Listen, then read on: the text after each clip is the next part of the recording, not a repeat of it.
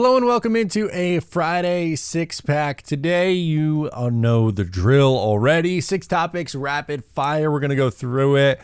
27 years ago today, the New York Islanders had 2 draft picks in the top 5. They drafted Roberto Luongo and Eric Brewer in the top 5. Unfortunately, because of who the New York Islanders general manager was, Mike Milbury did not have a very long leash for either of those guys. Brewer only played 89 games with the New York Islanders before being moved. Roberto Luongo, 24. As we remember, Roberto Luongo was taken, third, fourth overall? Forgive me. I forgot off the top of my head whether it was third or fourth overall. But the point being, spent a top 5 pick on goalie just 3 years later to take a goalie first overall in Rick DiPietro. Now, I like Rick, especially, before the injury, and I feel bad for him with the injury, but it just horrible roster management and horrible decision makings. Could you imagine if the Islanders had a Hall of Fame goalie through the 2000s, how much different things would have been?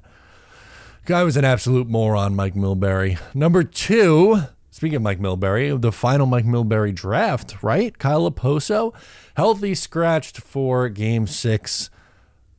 Boo. Absolutely boo. Flip the table. We riot. We are very upset that Kyle Oposo, who re-entered the lineup for the Florida Panthers during the Rangers series, is now back to being a healthy scratch for a potential deciding game. If the Florida Panthers win the Stanley Cup tonight without Kyle Oposo on the ice, I'll be angry. Am I switching my allegiance now to the Edmonton Oilers? Maybe. Let's make them sweat. Let's push this to a Game 7. How about that? Okay, next up, the Islanders are one of only 13 teams that could offer sheet Marty Necas. Do I think he being Lou Lamoriello, is going to offer sheet anyone? No, I don't, personally. I don't see a world where that happens, but the Islanders being listed as one of the only 13 teams who could do it. Now there's a certain number of draft picks you need based on the contract that you would give him, and I don't know if Necas is going to end up getting offer sheeted. It's very rare is offer sheeted a word? Anyway, it doesn't matter. It's very rare to see that come to fruition, but I do think it's very interesting that it's even a possibility or something that's being talked about right now.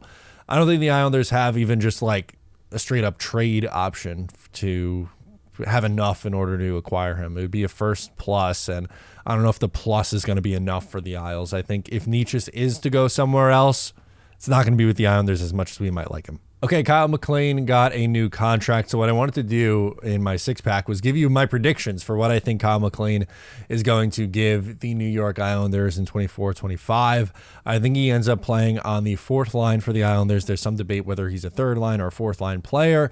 I'll go 77 games, 9 goals, 16 assists, 25 points, which is, again, you take that from a 4th liner, 11-25 of ice time.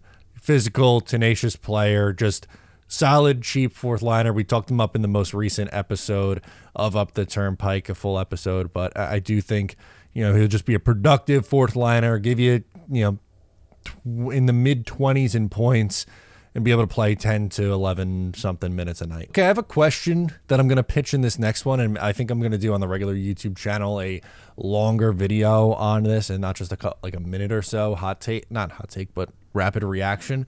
Would you trade Simon Holmstrom? Now, I'm not actively going out there and trying to trade Simon Holmstrom, saying we got to get this guy off the roster, but as I talked about with the first plus, if the Islanders, that's what it took to acquire someone that you would be putting on the top line, where it's a first-round pick in Simon Holmstrom, would you make that deal? Now, he's 23 years old. He had 15 goals this past year.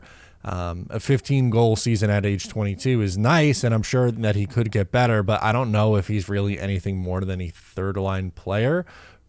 Is it possible that he develops and ends up being a top 6, kind of like a Josh Bailey-like player? Yeah, that's a possibility. Is it also a possibility that he's kind of just like a 25 to 35 point player for the entire portion of his career? I think yes. I think that's the most likely scenario. And also, he was really bad the second half of the year. He was great in the first half. In the second half of the season, the last 38 games, he had like 4 goals and 9 points. He was unfortunately not very good over that stretch.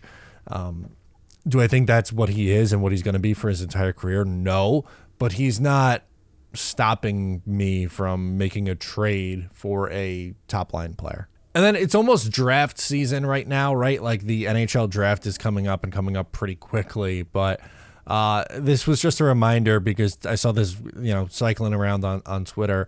The Garth Snow scouting staff wanted Nikolai Ehlers, and instead Snow went with Michael Dal Cole. Now, to be fair, Michael Dal Cole in the top 5, like that was not some reach of a pick. It was pretty consensus that he was going to be towards the top of the draft, but it's frustrating that the scouting department had the guy that now everyone is looking for the Islanders to trade for. Would have been nice to have him and not have to trade for him. And I don't know. Could you just imagine this team if any of, Nino, Ryan Strome, or Michael Dal Cole hit and was like a solid 60-plus point player year over year? I'm saying, there were some flashes. Like Dal Cole was a okay bottom 6 player for a couple of years.